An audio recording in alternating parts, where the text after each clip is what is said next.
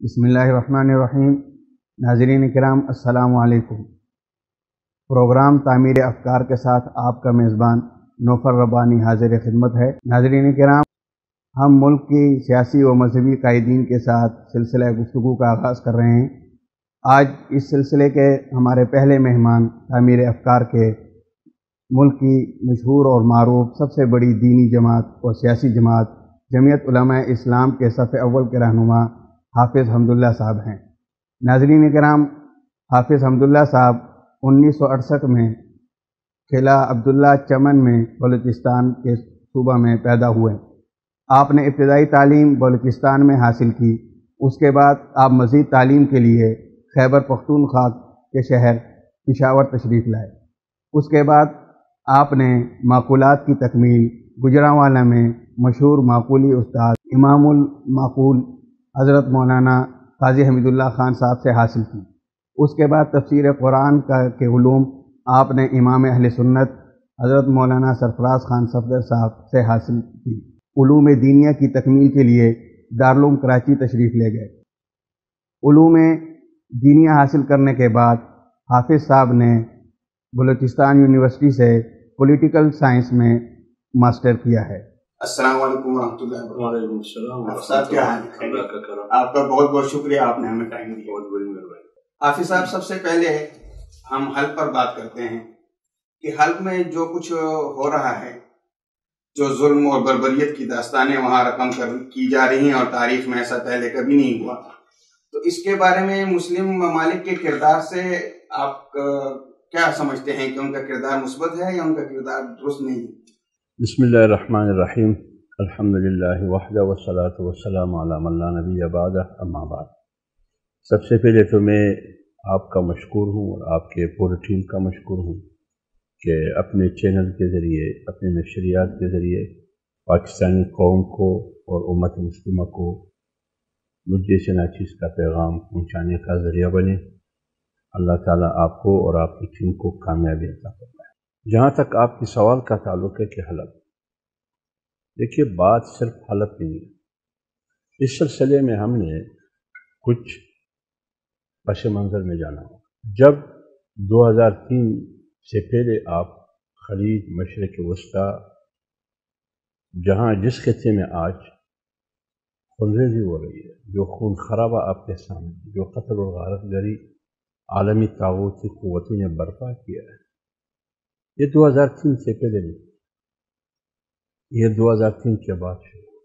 इसमें उम्मत मुस्लिमा में जितनी भी ममालिक है, 57, 57 है या 60 है, वो अपनी जगह पर, उनका किरदार, उनका रोल, उसकी जो एक नुमाइंदा तंजीम है OIC, उसका किरदार और अक़वाम मुत्तहिदा का किरदार, इन तमाम चीज़ों को आपने सामने रखना होगा कि क्या मंसूबा साजी है आलमी क़ुव्वतों की उम्मत मुस्लिमा के खिलाफ, पूरी दुनिया के खिलाफ।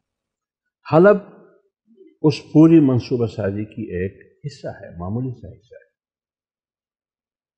फ्रांस के साबिक़ वज़ीर ख़ारिजा खुद कहते, ये उनकी ज़बान है, वो खुद कहते हैं कि मैं गया बरतानिया, और बरतानिया के मेरी वज़ारत ख़ारिजा के दौरान जिन जिन आला हुक्काम से मेरा ताल्लुक़, दोस्ती, राबिता था, उसी को बुनियाद बना के उनसे मेरी मुलाकात है। ये मेरे ख़्याल में 2011 की बात वो करते हैं या कब की वो तारीख़ मुझे याद नहीं है, लेकिन जो शाम में अभी लोग नहीं उठे हैं, बाज़ जगहों में उठे हैं, जैसे मिस्र में शाम में अभी तक नहीं उठे थे, जिसको इंतिफाज़ा आमा कहते हैं, बशार अल-असद के खिलाफ।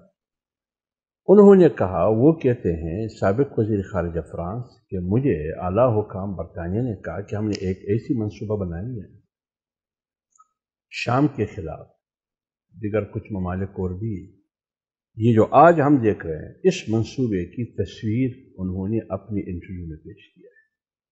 और ये भी उन्होंने कहा कि मुझे वो बरतानिया के आला हुकाम कह रहे थे कि आप लोगों का रोल और किरदार क्या होगा, हमारे साथ देंगे या नहीं देंगे। वो سابق وزیر خارجہ فرانس کے کہتے ہیں کہ میں نے جواب میں ان کو کہا کہ میرا شام سے کیا تھا، ہمارے ان کے مسائل سے ان کا ہمارا کیا تعلق ہے کہ خواہ مخواہ ایک مسئلہ ہے نہیں ہم اس مسئلے میں اپنے آپ کو پھنسا دیں۔ تو آپ نے یہ سن کے آپ کو یقین ہوگا کہ یہ ایک منصوبہ سازی کے تحت یہ سب کچھ، اور منصوبہ کون کر رہا ہے، ایک بات۔ دوسری بات یہ کہ یہاں اگر آپ 90 کی دہائی میں جائیں، امریکہ نے ایک نقشہ بنایا تھا، اس میں انہوں نے مسلم ممالک کا جو موجودہ جغرافیائی حدود ہے اس کو تبدیل کرنے، تقسیم کرنے کی ایک نقشہ انہوں نے نیٹ پہ ڈالا تھا اور بنایا تھا۔ صاحب اس میں آپ کی بات درست ہے، تو یہ کینوس پہ جو تصویر بنتی ہے ان ممالک کی، مغربی ممالک کی، آپ کے کہنے کا مقصد یہ ہے کہ یہ ذمہ دار ہے، تو اس میں مسلم ممالک کے حکمرانوں کی کوئی ذمہ داری بھی ہے؟ میں اسی پر آتا ہوں، میں صرف تھوڑا بیک گراؤنڈ بتاؤں پھر مسلم ممالک پہ بھی آؤں۔ جی ضرور۔ دیکھیے مسلم ممالک کیسے ان کا حصہ بنے، اس پر بھی میں آؤں گا۔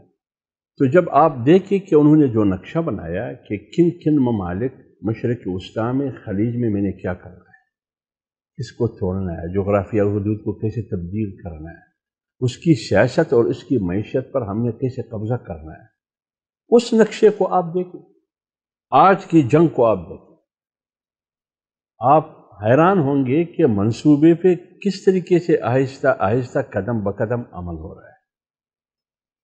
پھر 2003 پہ آپ آ جائیں، نیٹو کا ایک سربراہ گزر چکا ہے جنرل کلارک، اس نے ایک کتاب لکھی ہے، اس کتاب میں وہ لکھتے ہیں، اور اس کا تعلق بھی امریکہ سے، اس کتاب میں کلارک نام ہے اس کا، وہ اس کتاب میں وہ لکھتے ہیں کہ امریکہ نے منصوبہ بنایا ہے 7 ممالک کے خلاف، اس میں جنگ شروع کرنا، ان کو خراب کرنا، ان کو ڈی اسٹیبلائز کرنا، غیر مستحکم کرنا۔ ان 7 ممالک میں عراق بھی شامل ہے، اس میں شام شامل ہے، اس میں لیبیا شامل ہے، اس میں سوڈان شامل ہے، اس میں تیونس شامل ہے، ایک چھٹا ملک اور ہے اس کا نام میں بھول چکا ہوں، 7واں ملک انہوں نے ایران کا نام دیا ہے کہ ایران بھی ان 7 ممالک کی فہرست میں شامل ہے۔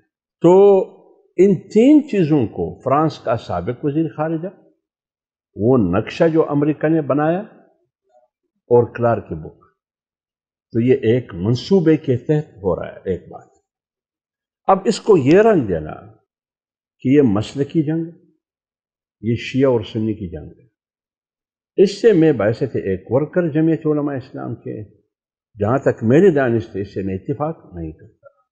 یہ صرف بہانہ ہے، بہانہ شیعہ سنی کا، مذہبی فرقواریت کا، مسلکی تصادم کا، لیکن اصل میں منصوبہ اس کے پیچھے وہ ہے جو میں نے آپ کو سامنے رکھا۔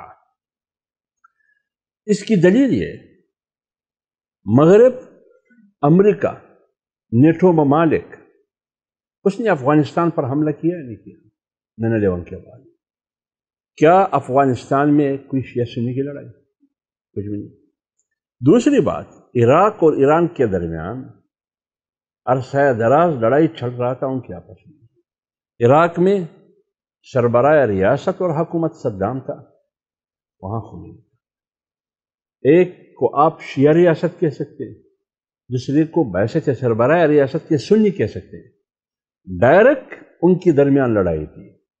اس زمانے کی میڈیا آپ اٹھائے، کتابیں آپ اٹھائے، کسی بھی ایک کتاب میں، کسی بھی ایک میڈیا کے ایک رپورٹ، الیکٹرانک ہو یا پرنٹ ہو، آپ مجھے نہیں بتا سکتے ہیں کہ وہ یہ کہے کہ یہ شیعہ اور سنی کی لڑائی ہے، حالانکہ 2 ریاستیں، ایک طرف سنی دوسری طرف شیعہ۔ کیوں؟ اس کا معنی یہ ہے کہ اس وقت زمین گرم اتنی نہیں تھی جتنا ابھی گرم ہے، اس لیے شیعہ سنی کی لڑائی انہوں نے حالانکہ ادھر کہنا چاہیے تھا۔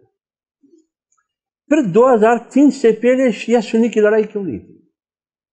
عراق میں شیعہ بھی سنی بھی ہے، شام میں شیعہ اور سنی دونوں ہیں، یہ لڑائی کیوں نہیں تھی؟ پھر سوال یہ ہے کہ لیبیا میں لڑائی ہے، کیا ادھر شیعہ سنی کی لڑائی؟ مصر میں جو افراتفری ہے، کیا یہ شیعہ سنی کی لڑائی ہے؟ ترکی میں آج جو کچھ ہو رہا ہے کیا یہ شیعہ سنی کی لڑائی ہے؟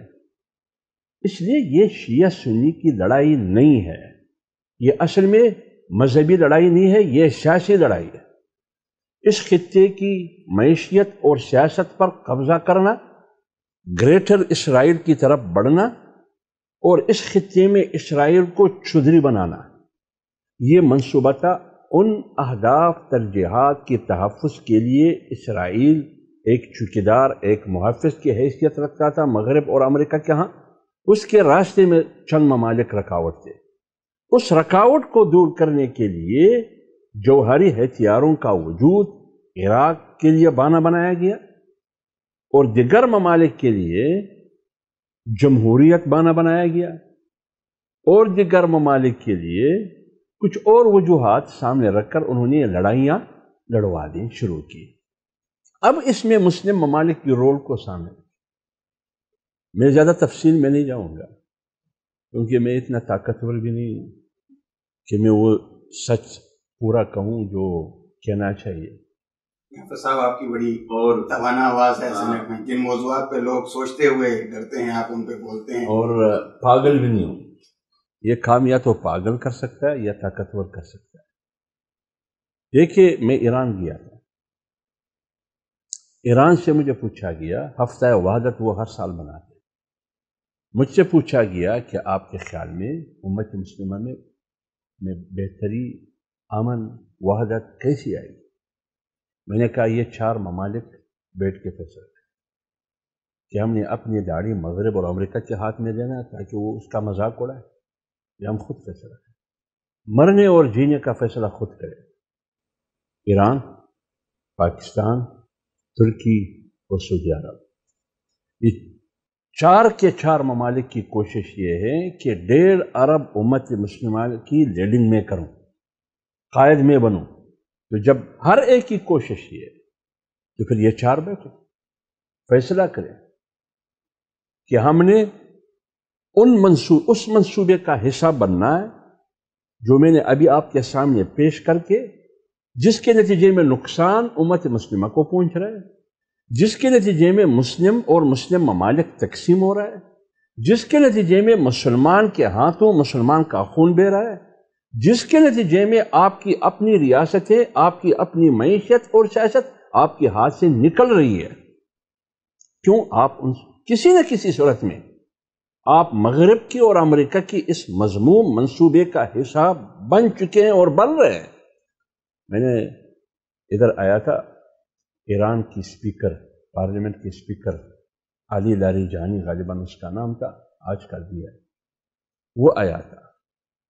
اس میں چیئرمین سینٹ اس زمانے میں تھا نیر بخاری، اس کے ساتھ تقریباً 10-12 رکنی وفد، اس میں خواتین بھی تھی پارلیمنٹ ایران سے جو آئے تھے، اور ایک پروگرام رکھا تھا، اس میں چیئرمین بخاری صاحب بھی تھے، اسپیکر صاحب ویسے تھے مہمان ایران کے پارلیمنٹ کے، اور اس کے پارلیمنٹرین جو ان کے ساتھ تھے، ساتھ ہر پارٹی کی نمائندگی بھی تھی، تو میں بھی تھا جمعیت علماء اسلام۔ ہر پارٹی نے اپنی بات کی، لیکن اس اسپیکر کی باتوں میں 2 باتیں جو انہوں نے کی، میں نے خلاصہ اس کا یہ نکالا کہ امت مسلمہ کی وحدت انتہائی ضروری ہے، اور امت مسلمہ کی انتشار، افراتفری، قتل و غارت گری، جو خون بہہ رہا ہے امت مسلمہ کا، اس کا ذمہ دار امریکہ اور اسرائیل۔ یہ دو باتیں انہوں نے امت مسلمہ کی بات کی، لیکن ہم پورے عرب میں دیکھتے ہیں کہ امت مسلمہ کے خلاف ہر جگہ میزبان جو ہے ظلم و ستم کا میزبان وہ ایران ہوتا ہے، ایران اپنا کندھا پیش کرتا ہے، ہر جگہ شورش انہی کے اوپر ہوتی ہے۔ تو یہ کیا آپ کو تضاد نہیں لگتا کہ ایک طرف وحدت امت اور وحدت کانفرنس ہیں اور دوسری طرف ان کا یہ کردار کہ ہر جگہ وہ ظلم و ستم میں پیش ہیں اور ان کا پورا ساتھ دے رہے ہیں؟ عراق میں آپ دیکھ لیں، کہیں بھی دیکھ لیں، تو یہ صورتحال کیا یہ دوغلا کردار نہیں ہے ان ممالک کا؟ میں جو عرض کر رہا تھا، میں اسی آپ کے سوال کی طرف آگے آ رہا تھا، تو اس نے یہ ان کی پوری 10-15 منٹ کی جو اسپیچ تھی، اس کا خلاصہ یہ تھا کہ امت مسلمہ کی انتشار، ان کی قتل و غارت گری، امت مسلمہ میں جو خون ریزی ہو رہی ہے، اس کا بنیادی وجہ امریکہ اور اسرائیل۔ یعنی شیطان بزرگ اور شیطان خرد، یہ دو ہے۔ تو پھر جب میری باری آئی تو میں نے ان کو خوش آمدید کہا، ہمارے پڑوسی ملک ہے اور اس میں انتشار اگر آتا ہے تو اس کے اثرات پاکستان پر بھی پڑیں گے، پوری خطے پر پڑیں گے۔ ہم نہیں چاہتے ہیں کہ ایران غیر مستحکم ہو، ایران ڈی اسٹیبلائز ہو۔ ایک ہمسایہ دوسرے ہمسائے کے لیے اس قسم کے حالات نہیں چاہتے جو حالات شام میں یا جو حالات عراق میں ہیں۔ ہم ایک سیاسی پارٹی ہیں، ہم سیاست کرتے ہیں اور ہماری سیاست مسلح سیاست نہیں ہے، تشدد پر مشتمل انتہا پسندی کی سیاست نہیں ہے، ایک اعتدال کی سیاست ہے، دلیل کی سیاست ہے اور دعوت کی سیاست ہے۔ تو میں نے ان کو کہا کہ بات آپ کی صحیح ہے کہ اسرائیل اور امریکہ ان تمام خرابیوں کا ذمہ دار ہے، لیکن یہ 1.5 ارب مسلمان آپ سے بھی سوال کرتا ہے، پاکستان سے بھی سوال کرتا ہے، دیگر جو میں نے آپ کو بتایا ان ممالک سے بھی سوال کرتا ہے کہ جب افغانستان پر حملہ ہو رہا تھا 45 یا نیٹو کے جتنے بھی ممالک تھے، حملہ ہوا، آپ کہاں کھڑے تھے اور پاکستان کہاں کھڑا؟ اور پھر 90 اور 91 میں کلنٹن کے زمانے میں غالباً جو عراق پر حملہ ہوا، پھر 2003 کے بعد یہ جو سرغنہ مسلم ممالک کے جو لیڈ کرنے والے ہیں، یہ کہاں کھڑے تھے؟ عراق کے ساتھ یا اس کے مخالف سے؟ اب آج جو بشار الاسد کے ساتھ جو ہو رہا ہے، یہ جو 4 بڑے ہیں، یہ کہاں کھڑے ہیں؟ لیبیا میں جو کچھ ہو رہا ہے اس کا ذمہ دار کون ہے؟ وہ تو ہم مانتے ہیں وہ تو دشمن ہے، وہ تو اس کا کام تو یہی ہے کہ وہ کہتے ہیں کہ انتہا پسندی اسلام اور مسلمان میں ہے، اس کو دہشت گردی کا نام انہوں نے دیا ہے۔ اس لیے 1.5 ارب مسلمان یہ سمجھتے ہیں کہ وہ مسلم حکمران ہے، اپنے اقتدار کو مضبوط کرنے کے لیے، اپنے اقتدار کے استحکام کے لیے اس منصوبے کا وہ بھی حصہ بن گئے۔ اب میں خون مسلمان حکمرانوں کے ہاتھوں پہ تلاش کروں مسلمان کا خون، یا امریکہ اور اسرائیل کے ہاتھوں پہ تلاش کروں؟ یہ جواب آپ نے دینا ہوگا۔ اس میں میرے خیال میں جو بات میں نے کی، آپ کی سوال کا جواب بھی آپ کو مل چکا ہوگا۔ ایک بات میں اور آپ کو عرض کروں، تقریباً 7 اور 8 ارب کی دنیا ہے، اس پوری زمین میں 7، 7.5، 8 تک ارب کی دنیا ہے۔ اس پر 5 ممالک کے حکمران ہیں، اس میں فرانس، روس، برطانیہ، امریکہ اور چین۔ اس میں 1.5 ارب مسلمان بھی شامل ہیں۔ میری معیشت، میری سیاست، میری حکومت، میری موت و زیست کا فیصلہ ان 5 ممالک کا۔ وہ کیا مذاق اڑائیں گے ہمارے، کیا کریں گے ہمارے ساتھ؟ یہ مستقل ممبر ہے UN سیکورٹی کونسل کے۔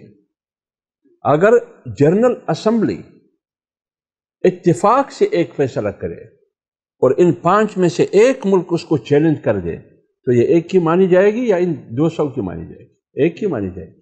تو اس کا معنی یہ ہے کہ اس ملک پر اقلیت کی حکمرانی ہے۔ اس ملک میں 8 ارب دنیا محکوم ہے، چند ممالک حاکم ہیں، لہذا جمہوریت کی علم بردار جو ممالک ہیں انہوں نے خود جمہوریت کا جنازہ نکالا ہے، جمہوریت کو بدنام کیا ہے۔ جمہوریت کے نام پر اور امن کے نام پر پوری دنیا میں جہاں بھی خون بہہ رہا ہے ان کا ذمہ دار یہ لوگ ہیں۔ اس میں ہم بھی حصہ بن چکے ہیں۔ ہم کیا بنا؟ مسلم حکمران، وہ بھی حصہ بنے۔ ناظرین، آپ حافظ حمداللہ صاحب کی فکر انگیز گفتگو سن رہے تھے، اور اس خون ریزی اور اس قتل و غارت میں برابر کے حصے دار ہیں۔ مغرب تو دشمن ہے ہی، مسلم ممالک جو ہیں وہ بھی برابر کے ہی شریک ہیں۔ ہم اگلے موضوع کی طرف بڑھتے ہیں۔ حافظ صاحب، قومی اسمبلی میں برما کے لیے سب سے پہلی آواز مولانا فضل الرحمان صاحب اٹھاتے ہیں، اور جیسا کہ سیاسی حلقوں میں معروف ہے کہ وہ ایک بڑی توانا آواز ہیں، لیکن اس کے بعد برما کو بالکل پس پش ڈال دیا گیا۔ ہم نے برما کو بلا دیا، لیکن برما کے ظالم حکمرانوں نے اور وہاں کے بدھسٹوں نے برما پہ ظلم بھی ختم نہیں کیا۔ اب وہ آواز بھی نہیں اٹھی اب آ کر جمعیت دوبارہ اس آواز کو اٹھا رہی ہے، تو یہ جو آواز سرکاری سطح پہ یا جو سیاستدان نہیں اٹھا رہے، کیا اس کے پیچھے چائنا اور برما کے آپس کے مفادات اور ان کا جو نئے معاہدات ہونے جا رہے ہیں، کیا وہ تو نہیں اس کے پیچھے؟ دیکھیے، جو مفادات چائنا کے ہیں یا برما اور چائنا دونوں کی ہے، وہ ہر ملک کی اپنی مفادات اور ترجیحات ہوتی ہیں۔ کسی کو زندگی دینا ہے، میں نے پہلے آپ کو کہا، اور اپنے مفادات کو اچیو کرنے کے لیے کسی کو مارنا ہے، تو میں نے آپ کو کہا کہ ان 5 ممالک کا وتیرہ ہے۔ جہاں تک جمعیت علماء اسلام کا تھا، جمعیت علماء اسلام پاکستان میں 20 کروڑ کی آبادی میں پارلیمنٹ میں اس کی نمائندگی کی، 300 ساڑھے 300 پارلیمنٹ کے اراکین، ہماری 14 یا 15 اراکین اسمبلی، سینٹ کی 104 کے ایوان میں ہمارے 6 ہیں۔ اگر 6 کی آواز کو آپ دیکھیں اور 14 کی آواز کو آپ دیکھیں، جب بھی کوئی مصیبت، جب بھی کوئی پریشانی آئی ہے، جمعیت علماء اسلام نے اس کے لیے بھرپور آواز اٹھائی ہے۔ جی بے شک، جیسے ابھی افغان معاہدین کے حوالے سے جمعیت ہی بات کر رہی ہے، باقی جتنے سو کالڈ انسانی حقوق والے ہیں وہ بس زبانوں کو تالے لگا کر بیٹھے ہوئے ہیں، جمعیت ہی ایک توانا آواز اٹھا رہی ہے۔ تو یہ جو مہاجرین کو ایک تو انتہائی حد تک آمیز طریقے سے نکالا جا رہا ہے اور ان کی خواتین کے ساتھ برا سلوک کیا جا رہا ہے، کیا یہ افغان مہاجرین کا مسئلہ سیاسی بنیادوں پہ حل ہونا چاہیے یا انسانی بنیادوں پر، کہ ان کو زندہ رہنے کا، ان کی عزت کا، ان کی ناموس کا تقدس بحال رکھنا چاہیے؟ دیکھیے، وہ جو آپ کا پہلا سوال ہے نا کہ ہر مسئلے کو، خواہ شام کے مظلوم مسلمان یا برما کے مظلوم مسلمان، فلسطین کے مسلمان، کشمیر کے مسلمان، جہاں بھی ہو، جمعیت نے اس کے لیے آواز اٹھائی ہے، بین الاقوامی انسانی حقوق کی چارٹر کے مطابق، بین الاقوامی اصولوں کے مطابق، پاکستان کی آئین کے مطابق۔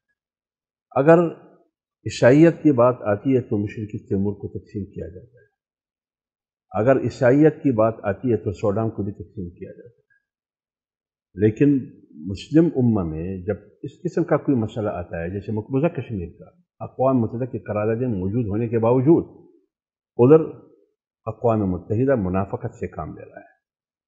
تو جہاں تک برما اور شام کا، کل 23 دسمبر جمعیت علماء اسلام نے پوری پاکستان میں احتجاج کا اعلان کیا۔ یہی جمعیت علماء اسلام کر سکتی ہے کہ میں ایک میسج دنیا کو دے دوں کہ دنیا ظلم کر رہا ہے، دنیا کو ہم یہ میسج دے دیں کہ انسانی حقوق کی خلاف ورزی بھی ہو رہی ہے۔ کہاں ہے انسانی حقوق کی بین الاقوامی تنظیمیں؟ کہاں ہے اقوام متحدہ جنرل اسمبلی؟ کہاں ہے OIC؟ کہاں ہے پاکستان؟ پاکستان کیا کر رہا ہے ان مظلوم مسلمانوں کے لیے؟ لہذا پاکستان کی تو بھی کوئی ذمہ داری بنتی ہے نا۔ پوری امت مسلمہ ایک جسم کی مانند ہے، اگر آنکھ میں درد ہے تو پورا جسم بھی قرار رہتا ہے۔ لہذا جب مسلم امت کی حیثیت یہ ہے تو پھر پاکستان کی ذمہ داری بھی بنتی ہے، کیوں وہ پاکستان کی طرف دیکھ رہا ہے۔ پاکستان کو ہم یہ نہیں کہتے کہ وہ برما پہ چڑھائی کرے، یہ ہم نہیں کہتے۔ پاکستان سفارتی ذرائع سے، پارلیمنٹ کے ذریعے ان کا پیغام جاتا ہے، میری آواز سے اس کی آواز میں توانا ہے۔ جہاں تک آپ نے مہاجرین کی بات کی، مہاجرین کے بارے میں دیکھیں، یہ سیاسی بھی ہے اور انسانی بھی ہے۔ مہاجرین کیوں آئے افغانستان سے؟ روس نے جارحیت کی افغانستان میں، کہاں آج مہاجرین آ جائے زندہ باد؟ تو مہاجرین کو تو ہم نے لایا نا۔ آج اگر آپ کو آپ کی سیاست بین الاقوامی سطح پر یا پڑوسیوں سے آپ کی تعلقات خراب ہو رہی ہے، آج ان کو کہنے کی بجائے، ان کو آنکھیں دکھانے کی بجائے، ان کے ساتھ بات کرنے کی بجائے، آپ ان عوام کی تجدید کر رہے ہیں جو آپ نے خود مدعو کے بلایا ہے، اور انہوں نے نقل مکانی کی آپ کے لیے۔ آپ نے کہا کہ روس افغانستان آیا ہے، اس کا ہدف افغانستان نہیں ہے، اس کا ہدف پاکستان ہے اور گرم پانی تک رسائی ہے۔ تو انہی کی بنیاد پر جہاد افغانستان بھی ہوا اور ہجرت بھی ہوئی۔ لہذا یہ انسانی مسئلہ بھی تھا، یہ سیاسی بھی تھا۔ تو آج بھی جمعیت علماء اسلام مؤثر آواز جمعیت علماء اسلام کی ہے کہ آپ مہاجرین کو وقار کے ساتھ، عزت کے ساتھ ہونے دیں، ادھر رہنے دیں، ان کے لیے ایک ماحول پیدا کر کے عزت کے ساتھ ان کو بھجوا دیں، لیکن اس کی تسجیل کرنا، بے توقیری کرنا، یہ کل جا کے آپ کے خلاف لڑیں گے۔ ناظرین، آپ نے حافظ حمداللہ صاحب کی مسلم امہ کے مختلف مسائل پر گفتگو سنی ہے۔ اب ہم کچھ جمعیت علماء اسلام کی سیاست کے حوالے سے حافظ صاحب سے بات کریں گے۔ حافظ صاحب، جمعیت علماء اسلام کا پارلیمانی سیاست میں حصہ لینے کا اولین مقصد کیا ہے؟ کیا مقصد ہے ان کا کہ کیوں وہ سیاست میں ہیں؟ محض چند سیٹیں لے لینا، یا سینٹ کی اسٹینڈنگ کمیٹیوں کے چیئرمین بن جانا، یا چند وزارتیں لے لینا، یا کوئی اس کے کوئی اور مقصد ہے، بڑا مقصد؟ جمعیت علماء اسلام اگر آپ دیکھیں نا، یہ اصل میں اپوزیشن ہے نظام کا، اپوزیشن ہے نظام کا، جو سسٹم ہے، جو نظام ہے، اس کا اپوزیشن ہے۔ مولانا مفتی محمود رحمۃ اللہ علیہ سے پوچھا گیا، جو میں نے پڑھا ہے اور میں نے خود دیکھا ہے، کہ اس موجودہ سسٹم میں موجودہ جو جمہوریت کا طرز اور طریقہ ہے، یہ کون سا طرز اور طریقہ ہے کہ آپ اس سسٹم میں رہتے ہوئے آپ کیسے اپنے مقاصد تک پہنچیں گے، کس طرح پہنچیں گے آپ، کیونکہ یہ طریقہ کار ہی غلط ہے جو جمہوری طرز اور مغربی طرز جمہوریت ہے۔ تو مولانا مفتی محمود صاحب رحمۃ اللہ علیہ نے میرے خیال میں انگریزی الفاظ میں use the system to change the system, use the system to change the system, اسی سسٹم میں رہتے ہوئے سسٹم کی تبدیلی کی کے لیے ایفرٹ کرے، جدوجہد کرے، محنت کرے۔ لہٰذا اصل میں ہم اپوزیشن اور حزبی اختلاف ہے نظام کا۔ اب سوال یہ ہے کہ ایک طرف آپ نظام کا اپوزیشن ہے، دوسری طرف اسی نظام کے تحت اسمبلی میں بھی جاتے ہیں اور الیکشن میں حصہ بھی لیتے ہیں۔ وہ اس لیے اس کا بنیادی وجہ ہے وہ یہ کہ اگر ہم الیکشن میں حصہ نہ لے کے اور اسی سسٹم میں رہتے ہوئے پارلیمنٹ تک نہ پہنچے تو جو اہداف، جو مقاصد آج ہم نے حاصل کیے وہ کبھی بھی ہم حاصل نہ کر سکتے۔ اب صاحب، دو ٹوک الفاظ میں ہدف کیا ہے؟ ابھی آ رہا ہوں اسی پہ۔ بنگلہ دیش آپ کے سامنے، وہاں دینی جماعتوں کا کوئی رول نہیں ہے۔ ہدف میں نے آپ کو کہا نظام کی اصلاح ہے۔ متبادل کے طور پہ آپ کس نظام کو؟ دیکھیے، آئین ہمارے سامنے سن 1973 کا آئین ہے۔ 73 کی آئین میں سب سے زیادہ رول اور کردار خاص کر اس حوالے سے کہ یہ ملک پاکستان جو بچپن سے ہم سن رہے ہیں، پڑھ رہے ہیں کہ لا الہ الا اللہ اور اسلام کے نام پر آزاد ہوا ہے۔ لہذا اگر ایک طرف ہم جغرافیائی سرحدات کی تحفظ کی بات کرتے ہیں تو پھر نظریاتی سرحدات کی تحفظ اس سے اشد ضروری ہے، کیونکہ یہ ملک ایک دفعہ لسانی بنیادوں پر تقسیم ہوا بنگال کے نام پر، حالانکہ آزاد ہوا تھا ایک نظریے کی بنیاد پر، دو قومی نظریے کی بنیاد پر۔ تو یہ ملک اسی وقت متحد رہ سکتا ہے جب تک وہ نظریہ محفوظ رہے گا۔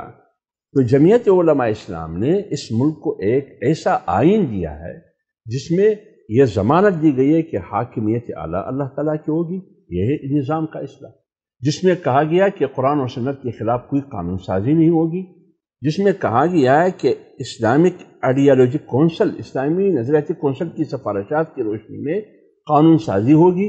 یہ تمام وہ چیزیں ختم نبوت کے حوالے سے، تو ساتھ ساتھ اس ملک کی نظام کی اصلاح میں آپ کے جتنی بھی شعبے ہیں ان سب کی اصلاح اس میں آتی ہے۔ حافظ صاحب، آپ فرما رہے ہیں کہ نظام میں رہ کر نظام کی تبدیلی۔ عوام کا یہ اعتراض ہے کہ آپ سب سے زیادہ حکومت کے اتحادی رہتے ہیں، حکومتوں میں رہتے ہیں، ہم اس کو اگر درخو اعتنا نہ بھی سمجھیں، لیکن بہرحال یہ ایک سوال تو ہے کہ اتنا طویل عرصہ حکومتوں میں رہ کر آپ نے اسلام کے لیے کیا خدمات سر انجام دی ہیں، یا آپ کیا جو مقاصد ہیں آپ کے کہ اسلامی لا الہ الا اللہ کی جو بنیاد ہے وہ آپ کتنا اچیو کر سکیں؟ دیکھیے، ایک تو پہلے اس کی وضاحت کروں کہ ہم ہمیشہ حکومت میں کہاں رہے۔ سوال یہ کیا جاتا ہے کہ مولوی کا کام کرسی تک پہنچنا، وزارتوں تک پہنچنا۔ 47 سے لے کر 14 اگست سن 1947 سے لے کر آج 2016 انٹ کو ہے، ختم ہونے والا ہے۔ 69 ایئرز غالباً پاکستان کے ہونے والے ہیں۔ اس 69 سال میں 2 دفعہ جمعیت علماء اسلام ہوتی ہے، صرف 2 بار۔ ایک گزشتہ 2008 سے لے کر 2013 تک 2.5 سال وقفہ، آصف علی زرداری کی حکومت میں 2.5 سال کا وقفہ، اور دوسرا یہ جو 3 سال کا وقفہ ہے۔ اب 69 سال میں 5 سال حکومت میں رہنا اور بات یہ کرنا کہ یہ ہمیشہ حکومت کے ساتھ ہوتا ہے، اس سے تو میرے خیال میں سفید جھوٹ ہو نہیں سکتا۔ جھوٹ ہو نہیں سکتا۔ مولانا، جمعیت سی پیک کے معاملے پہ بڑی پیش ہے۔ ایک بات اور میں کروں، آپ نے بات کی کہ اسلام کے لیے کیا کیا، ہم نے پاکستان کے لیے بھی کیا ہے اور اسلام کے لیے بھی کیا ہے، دونوں کے لیے ہم نے کیا ہے۔ جب پاکستان ہوگا تو میں اسلام کی بات کروں گا، جب پاکستان نہیں ہوگا تو پھر میں اسلام کی بات کیا کروں؟ آج اگر آئین میں یہ ہے کہ مذہبی شناخت اسلام ہوگا مملکت کی، یہ جمعیت علماء اسلام کی مرہونی منت ہے۔ حاکمیت اعلیٰ اللہ تعالیٰ کی ہوگی، یہ جمعیت علماء اسلام کی مرہونی منت ہے۔ اسلامی نظارتی کونسل کی سفارشات کی روشنی میں قانون سازی ہوگی، یہ جمعیت علماء اسلام کی مرہونی منت ہے۔ اسلامی تہذیب ہوگی۔ کریڈٹ پہ ہیں آپ کی اور اس کو کوئی ڈینائی نہیں کر سکتا، لیکن سوال یہ بھی ہے کہ ان ساری چیزوں کے بعد آپ جس حکومت کے اتحادی ہیں، ان کے سربراہ میاں محمد نواز شریف صاحب پبلک میں یہ بیان دیتے ہیں کہ ہم ملک کو سیکولر بنائیں گے، تو کیا آپ نے ان کو سمجھا لیا ہے، وہ سمجھ گئے ہیں، یا وہ ویسی ہی ایک بیان تھا؟ ایک زبانی بات انہوں نے کی کہ ہم نے اس ملک کو لبرل اور سیکولر بنانا ہے، اس کے لیے انہوں نے ایک قدم بھی اٹھایا خواتین کی تحفظ کی بل کے حوالے سے۔ آپ کو معلوم ہے کہ جمعیت علماء اسلام اس کی اتحادی ہونے کے باوجود اس کا راستہ روکا اور روک لیا، اور اسی طرح اس میں آپ کی ماشاءاللہ بہت سارے ایفرٹس ہیں، تو یہ بالکل ہم اپنی ذمہ داری سمجھتے ہیں اس کو۔ کیسے میرے گھر کی بہو، میری بیٹی، میری بہن کو آپ اس کو حوالے کرتے ہیں ایس ایچ او کو، لیکن قرآن کی ہدایت کچھ اور ہے۔ آپ ایس ایچ او کو اجازت دیتے ہیں کہ میرے گھر کے اندر کی چار دیواری آ جائے، میرے گھر کی چادر اور چادری کی تقدس کو پامال کرے، یہ اسلامی اصولوں کے خلاف ہے۔ آپ نے ابھی دیکھا، ابھی 1 ہفتہ 2 ہفتے پہلے سندھ نے ایک بل پاس کی کہ 18 سال سے پہلے کوئی اسلام قبول نہیں کر سکتا، اگر قبول کیا تو اس کو 21 دن کے لیے سیف ہاؤس میں رکھیں گے۔ افسر، بڑی ناظرین بڑے مزے کی بات یہ ہے کہ سندھ کے جو پارٹی حکمران ہیں، ان کے سربراہ کا نام آصف علی زرداری، وہاں کے جو پہلے چیف منسٹر تھے ان کا نام قائم علی شاہ، اب جو ہیں ان کا مراد علی شاہ، سب کے نام میں علی آتا ہے، اور حضرت علی بچپن میں ہی مسلمان ہوئے تھے۔ عجیب بات ہے، یہ بات بھی ہماری سمجھ میں نہیں آتی۔ بالکل یہی سوال ہے نا۔ اب صاحب، ہمیشہ ایسا کیوں ہوتا ہے کہ سیکولر طبقات جو بالکل ملک میں 1% بھی نہیں ہیں، وہ ہی اسلامی آئین کے ساتھ چھیڑ چھاڑ کرتی ہیں، اور قومی اسمبلی میں انہی کے بل کے پاس ہونے کے، منظور شدہ انہی کے بل آتے ہیں اور اس پہ قانون سازی ہوتی ہے، اور پھر آپ اس کا دفاع کرتے ہیں اور اس کے مقابلے میں آتے ہیں۔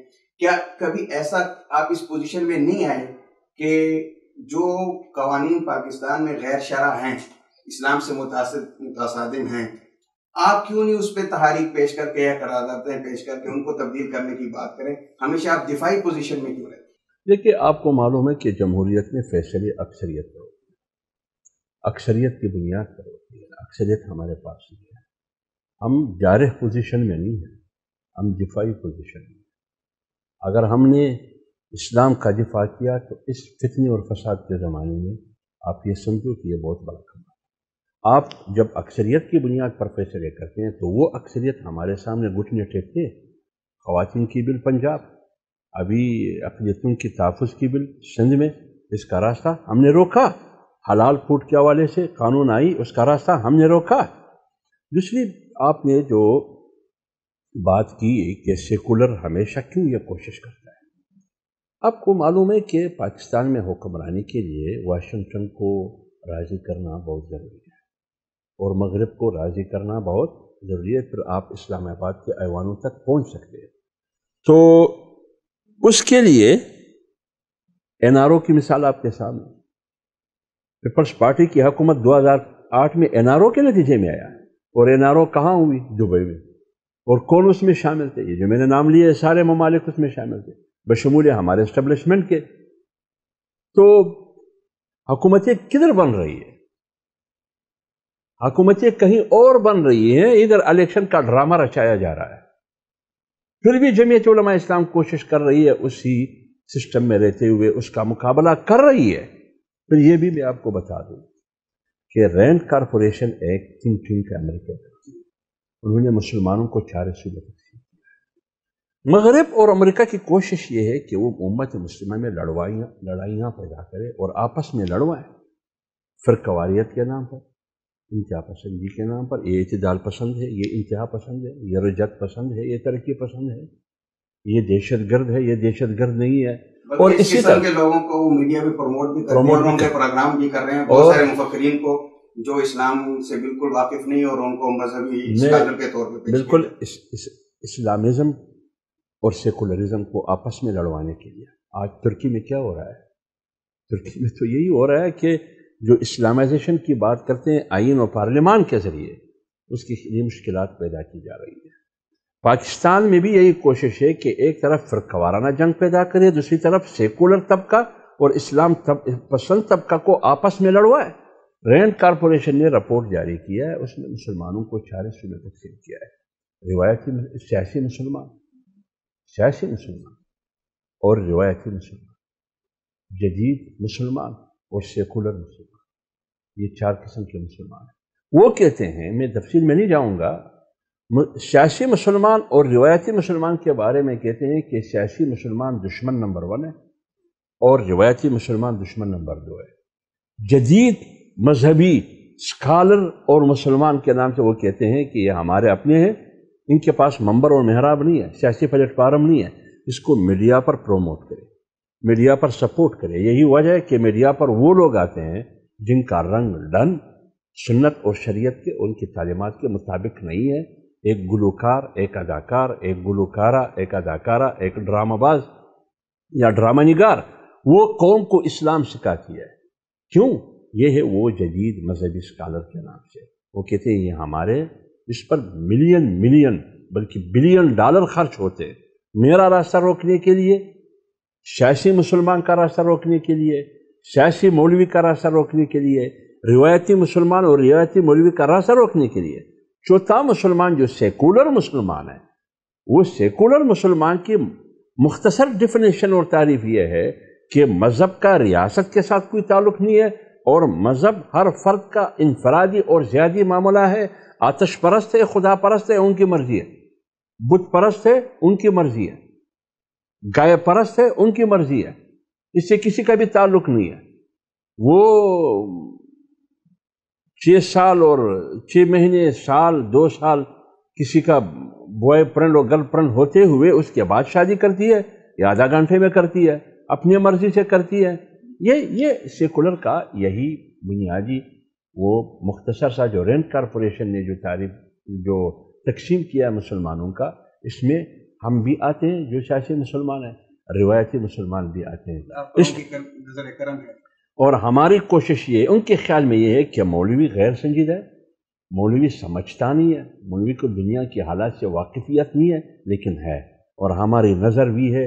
اسی لیے جب بھی کوئی ایسی منفی بات اسلام اور شریعت کے بارے میں آتی ہے، سب سے پہلے وہی مولوی، وہ روایتی مولوی ہو یا سیاسی مولوی ہو، اسی سے پلائی ہوئی دیوار بن کے ان کے خلاف کھڑا ہوتا ہے. اب صاحب ان کے پاس ممبر و محراب نہیں ہے جو کہ حقیقت ہے. کیا آپ کے خیال میں اس کی یہ وجہ نہیں کہ پاکستانی عوام وہ 100% روایتی پسند ہیں، اقلیتوں کو چھوڑ کے ان کے اپنے معاملات ہیں، وہ اسی لیے قوم نے ان لوگوں کو جو رینڈ کارپوریشن کے بینیفیشریز ہیں ان کو ممبر و محراب حوالے نہیں کیا تو ان کو وہ میڈیا دے رہے ہیں. تو اس کے ضمن میں ایک چھوٹا سا سوال یہ بھی کہ کیا میڈیا پاکستانی قوم کی توقعات کا ترجمان نہیں ہے؟ کیا پاکستانی میڈیا پاکستانی عوام کے جذبات کا ترجمان نہیں بلکہ کسی اور کی فکری غلامی کر رہا ہے؟ دیکھیے، یہ میڈیا کنٹرول میڈیا ہے، یہ ملکی سطح پر بھی، بین الاقوامی سطح پر بھی یہ کنٹرول میڈیا ہے. یہ آپ کو معلوم ہے کہ کون کنٹرول کر رہا ہے، اور پوری دنیا کی میڈیا پر کس کا قبضہ ہے؟ 1.5 کروڑ آبادی کا قبضہ ہے. وہ کون ہے وہ 1.5 کروڑ؟ اس کا نام میں نہیں لیتا. اور پوری دنیا کی معیشت پر انہی 1.5 کروڑ کا قبضہ ہے۔ تو اس لیے میڈیا قوم کی ترجمانی کیسی کرتی ہے؟ آج ریفرنڈم کرے ملک میں کہ آپ مغربی تہذیب چاہتے ہیں یا اسلامی تہذیب چاہتے ہیں، میرے خیال میں پوری قوم 99